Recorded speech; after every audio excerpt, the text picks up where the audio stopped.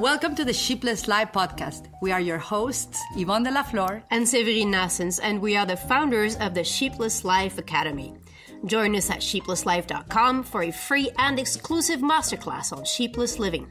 We created this podcast for women like you, who are ready and eager to live and lead without the herd mentality. Women who are ready to be, not who your parents told you to be. Not who the system expects you to be. Not who the media wants you to be. But who you can truly become. So relax, step out of the herd for a moment. Grab something to sip on and have a pencil at hand just in case you feel the urge to take some notes. Let's get the show on the road. Good afternoon, everybody. Good afternoon. This is Severine Nassens from Cancun in the beautiful Mexico. And on the other side of this podcast connection, we have Yvonne de la Flor in Las Vegas. And today we have a topic that for both of us is pretty dear to us because we have had some issues. We've been through some personal situations that have given us a lot of teachings, I would like to say, about food. And today, actually, we're going to speak about three topics that have to do with food. And first of all, we'd want to touch the topic, do you eat to live or do you live to eat? Hi, Yvonne. The microphone is all yours, dear. Wow. Thank you. Wow. Eat to live or live to eat. You know what? When we talk about topics like food, first, hi, everybody. When we talk about topics like food, I just want to highlight something. I am pretty aware how talking about something like food can trigger people into different states of emotions, psychological states. So I want to be super mindful and honoring of everybody that has their own relationship when it comes to food and their own story. You said we both have had issues. I think I'm going to change the word issue into experiences and teachings. Okay. The relationship with food, eating to live or living to eat. It's quite broad, you know. It's quite deep. But I had an experience where I became aware of my relationship with food when my daughter almost died, and she almost died physically, physiologically, mentally, and emotionally from an eating disorder called anorexia. Mm-hmm. And what this eating disorder brought to awareness, obviously, not only to me as a woman, as a mother, but also as a human being, was how all the beliefs around food, how we speak about it, how we feel when we eat it, how we approach even the topic of food socially with other people, sometimes is so unconscious that you are not aware how you are impacting with what you eat, physically, mentally, spiritually, and emotionally, those around you. So I became really aware, for example, that I was indeed, my own relationship with food became sacred, obviously, when I had this experience as a mother. And I can only imagine, I can only imagine what my daughter went through by what she shares with us. But what she went through was a very heroic kind of journey. Yes. But some of us, at that time, I was eating as a way of a spiritual belief. I'm going to share with you how. So I believed I was vegan. I believed that I was vegetarian, but I was highly incongruent with the way I was eating and with the way I was feeling about the food I was putting in my body and what I was looking at in the mirror. I was never pleased with my physical form. So I will see in the body something that they call body dysmorphic disorder, something that was not there. Mm-hmm. I would see me bigger, no matter if I was size 0. I will see me, no matter what, I will see a distortion in the mirror because my relationship with food was distorted. Mm-hmm. And I was carrying in my language. I was carrying in my language and in my emotional state the opposite of what eating healthy was. I was unhealthy in my thinking. I was unhealthy in my beliefs. And I had inherited those from my society and from the magazines that I chose. Listen to this, not to read, but chose to eat. Because what I see, what I speak, who I surround myself by, what I choose to read to, is food for my mind, it's food Yes. for my spirit, it's food for my soul. So was I eating to live or was I living to eat? I don't really know. But I became aware of this topic throughout this. How about you? Oh, wow. My personal experience with food is I would live to eat. As a child, I grew up with a very loving grandmother and great grandmother. I basically, they raised me for the first couple of years. So everything I did was rewarded with food. So if I did a good job at school, I'd get an ice cream. If I behaved well, I'd get my favorite dinner. If I was a good girl, I would Wow. get food. So basically, from my very early years, and something that you just said is very important, the way that we as parents or whoever's surrounding us, if we're not being careful with how we speak about food, how we act with food, we actually install beliefs and patterns in our children that will generate certain behaviors that may or may not lead to an eating disorder. In my case, I would grow up with overweight. I'd been overweight until I was 36. So I grew Wow. up with that belief. Food was emotional for me, so I would do things to obtain food. And as we spoke earlier, sometimes, and I think many people that are listening can relate to that, when you achieve something, we oftentimes reward ourselves with a meal, or we will reward ourselves with a snack, or we'll reward ourselves with something that we're actually not allowed to eat, but we do eat it anyway.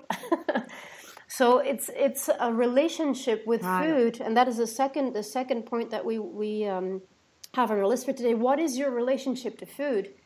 If your relationship to Wow. food is very anchored within emotional states, which it is for many people, which is something that has been proven by many psychologists and many studies that have been done by people that are working specifically with people with eating disorders. Most of us eat because of the emotions that we carry. Because we were taught, in my case it was so, I was taught that if I was a good girl, I'd get all the treats I wanted. So I behaved very well and I got a lot of treats, so I got overweight. And in my family, it was Wow. not. You know what? Mm-hmm. Yeah, you're talking about something very, I know there was some laughter. I just want to address something. Sometimes we're losing, well, I'm losing your voice, so I know that in your transmission. So maybe, but I can hear your theme, and these are the perils and the things of doing these things live, right? We're doing the Yes. live podcast, and these may happen, but I think that the message is going through. I really want to, so this point number 2, the relationship of food, I want to highlight something you said. I was rewarded with food. Yes. So many children, so many humans, not only are rewarded with food, I was rewarded with food, like with chewing gum. My grandmother, you just remind me something. When I was little, we will arrive every Sunday to have the family gathering. I Yes. love those days. Love my Me too. grandmother, just like you did yours. And she will hide these, it was called chicles in Mexico. Chewing Chewing gum gums, is called chicles. bubble This gums. flavor of, yeah, this flavor of chewing gum, that it was just one, and she will hide it in the house, and she will have all the grandkids look and be rewarded by that flavor, and they will be able to eat double dessert if you will find the chewing gum. Oof. So we will all be like doing that. There was a lot of that. There was also, the relationship with food. For my grandmother, there was also the belief that if you ate more, you will be healthier. Yes. So they will Same here. grab your cheeks. It's like, Oh. look how healthy you look.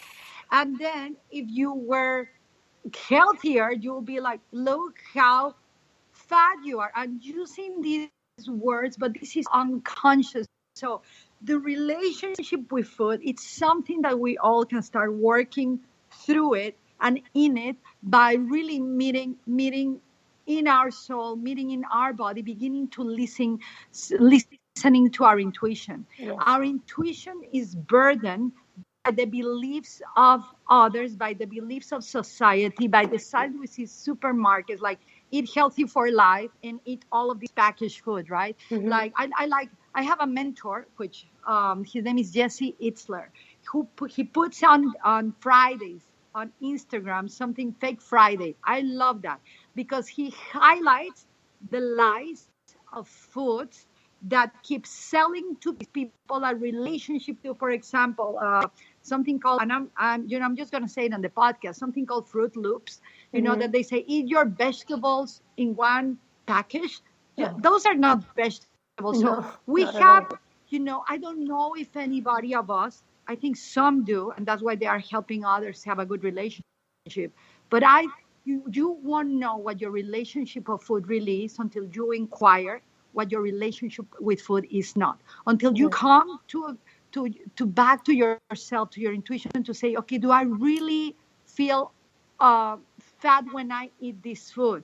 Am I really enjoying my food when I sit down? Am I eating just to get skinny, or am I really just sitting down to eat food that brings me more health, more radiance, more life?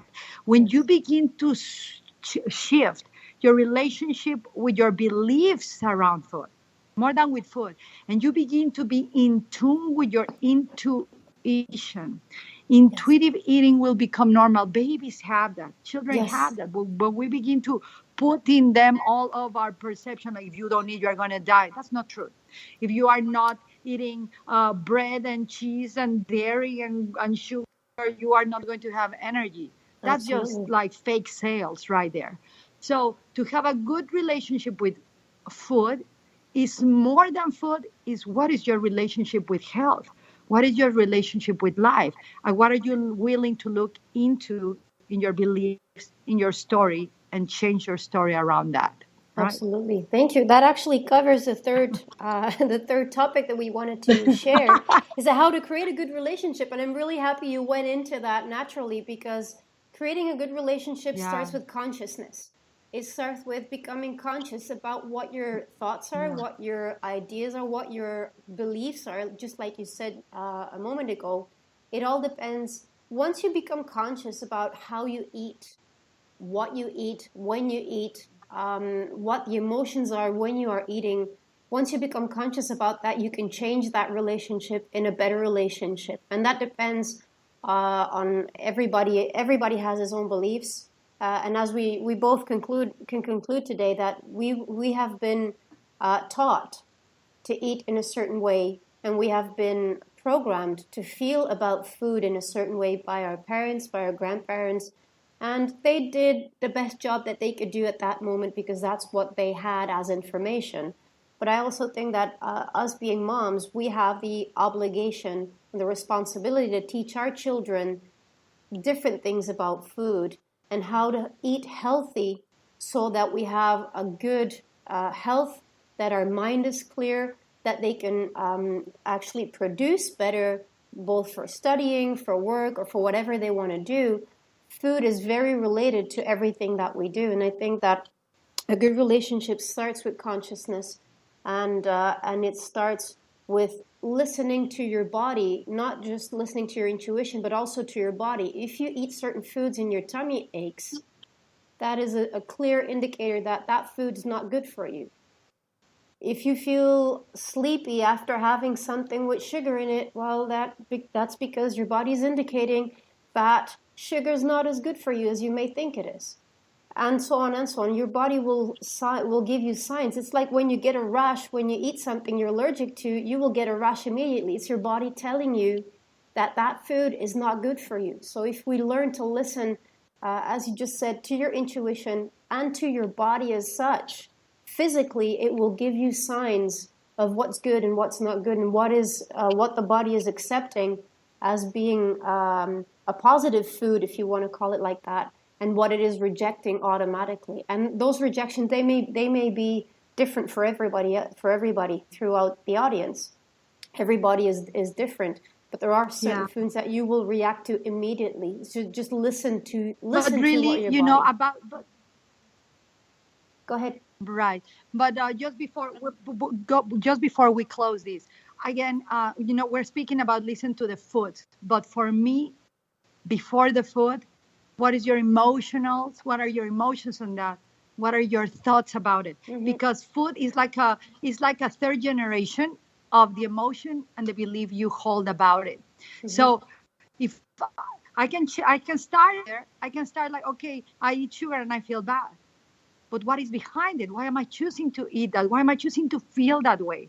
Why am I not choosing to do what is right for my body, knowing what is right? Everybody knows. And so this is an exploration truly of your consciousness. This is a reconnection truly with your nature. And this is a journey of the soul, because food is not only what, you know, supports also our health, but it's also something that Mother Earth gives to us all. So I will invite everyone to just start an inner conversation with deep respect and reverence with your body, and really begin to tune in with what it feels good for you.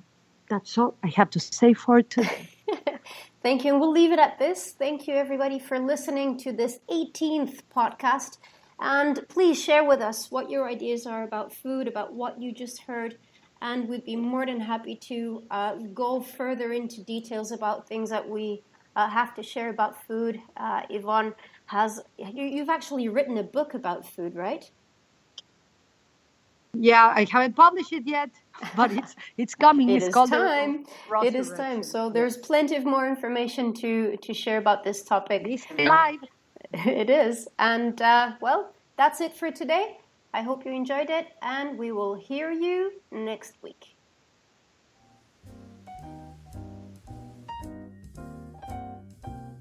Subscribe to this weekly podcast on iTunes, Google Play, or Stitcher. Share your thoughts with us on Facebook.com/Sheepless Life Academy and learn firsthand how to live a sheepless life with Yvonne and receive an exclusive in-depth masterclass at sheeplesslife.com.